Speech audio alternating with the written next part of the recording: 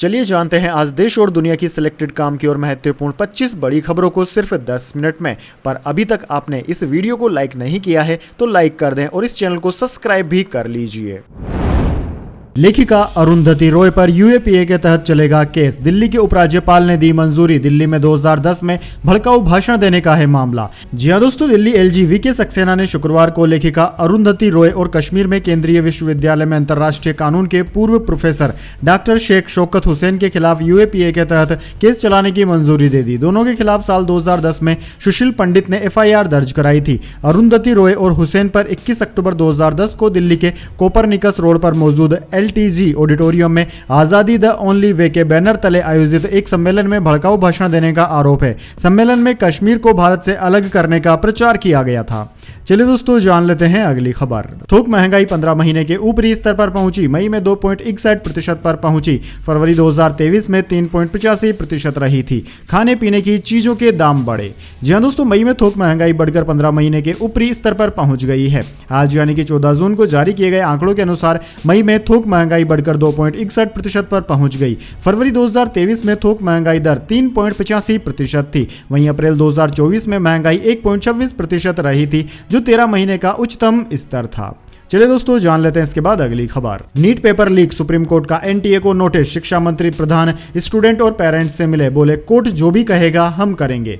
जी हां दोस्तों, supreme court ने शुक्रवार 14 जून को नीट यूजी पेपर लीक और इसकी सीबीआई जांच की मांग वाली याचिका पर सुनवाई की। कोर्ट ने कहा कि एनटीए 2 हफ्तों के अंदर इस पर अपना पक्ष रखे। इस मामले पर 8 जुलाई को अगली सुनवाई होगी। पिटिशनर हितेश सिंह कश्यप का आरोप है कि गुजरात के गोधरा में जय जलराम परीक्षा सेंटर को चुनने के लिए कर्नाटक, ओडिशा, झारखंड आदि राज्यों में 26 छात्रों ने 10-10 लाख रुपए घूस दी थी। कश्यप ने कहा कि इस सेंटर पर ड्यूटी दे रहे टीचर सहित 5 लोगों को गिरफ्तार किया गया था। गिरफ्तार टीचर्स के पास से सभी 26 छात्रों की डिटेल्स मिली है, इसलिए इस मामले की सीबीआई जांच जरूरी है।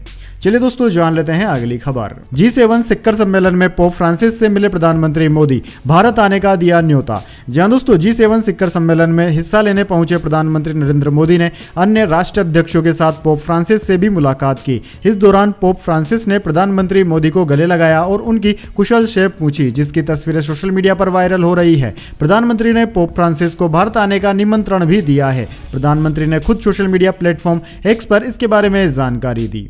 चलिए दोस्तों जान लेते हैं अगली खबर। खड़गे बोले मोदी के पास जनादेश नहीं, सरकार कभी भी गिर सकती है, हम चाहते हैं चलती रहे, अच्छा न चलने देना प्रधानमंत्री की आदत।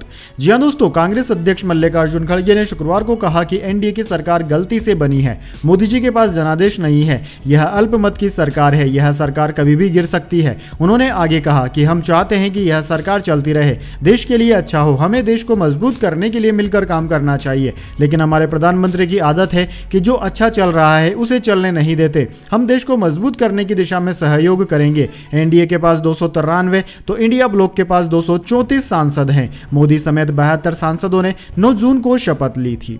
चलिए दोस्तों जान लेते हैं अगली खबर। नीट परीक्षा केस में आरोपी का कबूलनामा, कहा हमें हूबहू पेपर मिला था, बिहार में 19 हुए गिरफ्तार। केंद्र ने कहा पेपर लीक के सबूत नहीं। जी हां दोस्तों, नीट परीक्षा में किसी प्रकार की धांधली, भ्रष्टाचार या पेपर लीक का कोई भी पुख्ता सबूत अभी तक सामने नहीं आया है। पेपर कहीं भी लीक नहीं हुआ है। एनटीए में भ्रष्टाचार का सवाल ही नहीं उठता। यह बहुत ही विश्वसनीय निकाय है। यह बयान गुरुवार को केंद्रीय शिक्षा मंत्री धर्मेंद्र प्रधान ने प्रेस कॉन्फ्रेंस के दौरान दिया। इसके बाद उन्होंने सोशल मीडिया प्लेटफॉर्म एक्स पर भी यही बात कही। हालांकि जो अब खबरें आ रही है वो तो कुछ और ही बातें बयां कर रही है। चलिए दोस्तों जान लेते हैं अगली खबर। यौन शोषण केस, येदियुरप्पा की गिरफ्तारी अगली सुनवाई तक रुकी। हाईकोर्ट बोला 17 जून को सीआईडी के सामने पेश हो, नाबालिग से छेड़छाड़ का है आरोप।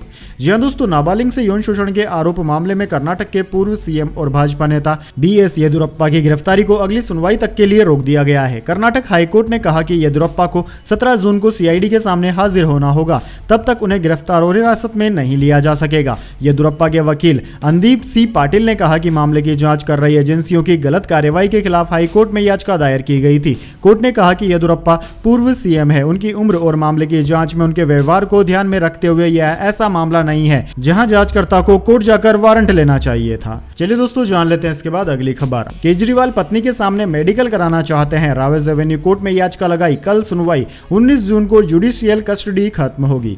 जी हां दोस्तों, शराब नीति केस में तिहाड़ जेल में बंद अरविंद केजरीवाल ने मेडिकल टेस्ट को लेकर दिल्ली की रावेज एवेन्यू कोर्ट में याचिका लगाई। दिल्ली सीएम की मांग है कि मेडिकल टेस्ट के दौरान पत्नी सुनीता वीडियो कॉन्फ्रेंसिंग के जरिए जुड़ी रहे। इस मामले में शनिवार को सुनवाई होगी। 5 जून को रावेज एवेन्यू कोर्ट ने जेल अधिकारियों को निर्देश दिया था कि केजरीवाल के जरूरी मेडिकल टेस्ट कराए जाएं। साथ ही केजरीवाल की मेडिकल ग्राउंड पर 7 दिन की जमानत की मांग वाली अंतरिम जमानत याचिका को खारिज कर दिया गया था और जुडिशियल कस्टडी 19 जून तक बढ़ा दी। केजरीवाल को 21 मार्च को अरेस्ट किया गया था। सुप्रीम कोर्ट ने 10 मई को उन्हें अंतरिम जमानत दी थी। जमानत पर 21 दिन बाहर रहने के बाद 2 जून की शाम 5 बजे केजरीवाल ने तिहाड़ में सरेंडर किया था। चलिए दोस्तों, जान लेते हैं अगली बड़ी खबर। आरएसएस प्रमुख मोहन भागवत से मिलेंगे सीएम योगी आदित्यनाथ। चुनाव नतीजों के बाद गोरखपुर में संघ का अहम ट्रेनिंग सेशन। जी हां दोस्तों, लोकसभा चुनाव नतीजे आने के बाद पहली बार यूपी के सीएम योगी आदित्यनाथ संघ प्रमुख मोहन भागवत से मुलाकात करेंगे। दोनों के बीच यह मुलाकात गोरखपुर में होगी। यूपी में बीजेपी के खराब प्रदर्शन के बाद यह मुलाकात को अहम माना जा रहा है, क्योंकि दोस्तों दोनों के बीच लोकसभा चुनाव और राज्य में संघ के विस्तार से लेकर अन्य मुद्दों पर चर्चा होने की संभावना है। इससे पहले भागवत ने चिटाउटाहा क्षेत्र के एसवीएम पब्लिक स्कूल में चल रहे संघ कार्यकर्ता विकास वर्ग शिविर में स्वयं सेवकों को संबोधित किया, जहां 3 जून के प्रशिक्षण शिविर का आयोजन किया जा रहा है। इस प्रशिक्षण शिविर में लगभग 280 स्वयंसेवक भाग ले रहे हैं। चलिए दोस्तों, जान लेते हैं अगली खबर। राजस्थान की भजनलाल सरकार का बड़ा ऐलान, महिला शिक्षक भर्ती में अब से 50% आरक्षण। जी हां दोस्तों, राजस्थान के मुख्यमंत्री भजनलाल शर्मा ने शुक्रवार को तृतीय श्रेणी शिक्षक भर्ती में महिलाओं को 50% आरक्षण देने का बड़ा फैसला लिया है। तृतीय श्रेणी शिक्षक भर्ती में महिलाओं को अब तक 30% आरक्षण मिल रहा है। इस फैसले को लागू करने के लिए राज्य सरकार को राजस्थान पंचायती राज अधिनियम में संशोधन करना होगा। सीएम भजनलाल शर्मा ने इस प्रस्ताव को भी मंजूरी दे दी है। राजस्थान के शिक्षा विभाग में 3rd ग्रेड टीचर से 29,272 पोस्ट खाली है। इसकी लिस्ट आधिकारिक वेबसाइट पर जारी की जा चुकी है। चलिए दोस्तों, जान लेते हैं अगली खबर। कुवैत से 45 भारतीयों के शव कोच्चि लाए गए। केरल के सीएम विजयन ने एयरपोर्ट पर श्रद्धांजलि दी। मृतकों में 23 केरल और 3 यूपी के।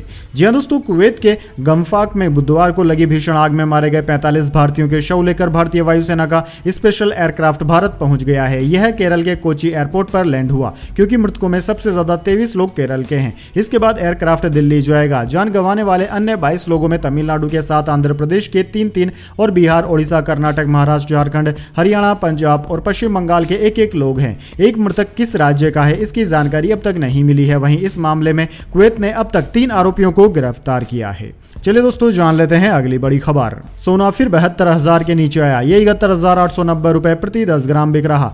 चांदी भी 200 रुपए घटकर 90,500 किलोग्राम पर आ गई। जी हां दोस्तों, सोने चांदी की कीमतों में 14 जून को गिरावट दर्ज की गई। 10 ग्राम 24 कैरेट सोना 270 रुपए गिरकर 71,890 रुपए पर पहुंच गया। वहीं 1 किलो चांदी 200 रुपए सस्ती होकर 90,500 रुपए में बिक रही है। दोस्तों, इस साल सोने के दाम 8,020 रुपए प्रति 10 ग्राम बढ़ चुके हैं। साल की शुरुआत में यह 63,870 रुपए पर थे। वहीं चांदी के दाम 72,160 रुपए प्रति किलोग्राम पर थे, जो कि अब 18,340 रुपए बढ़कर 90,500 रुपए प्रति किलोग्राम पर पहुंच गए हैं। चलिए दोस्तों, जान लेते हैं अगली खबर। पीएफ खाते से अब नहीं मिलेगा कोविड-19 एडवांस फंड। मार्च 2020 से शुरू हुआ था। 3 महीने की सैलरी का 75% हिस्सा निकालने की थी सुविधा। जी हां दोस्तों, सरकारी और रजिस्टर्ड कंपनियों के कर्मचारियों को अब ईपीएफ यानी कि कर्मचारी भविष्य निधि खाते से कोविड-19 एडवांस नहीं मिलेगा। ईपीएफओ ने इस सुविधा को बंद कर दिया है। सरकार ने कोरोना महामारी के दौरान कर्मचारियों को उनके पीएफ खाते से एडवांस विड्रॉल की सुविधा दी थी। ईपीएफओ ने अपने सर्कुलर में कहा कि चूंकि कोविड-19 महामारी अब नहीं है, इसलिए एडवांस देने की इस सुविधा को तत्काल प्रभाव से बंद करने का निर्णय लिया गया है। यह आदेश एग्जिस्टेड ट्रस्टों सहित सभी पर लागू होगा।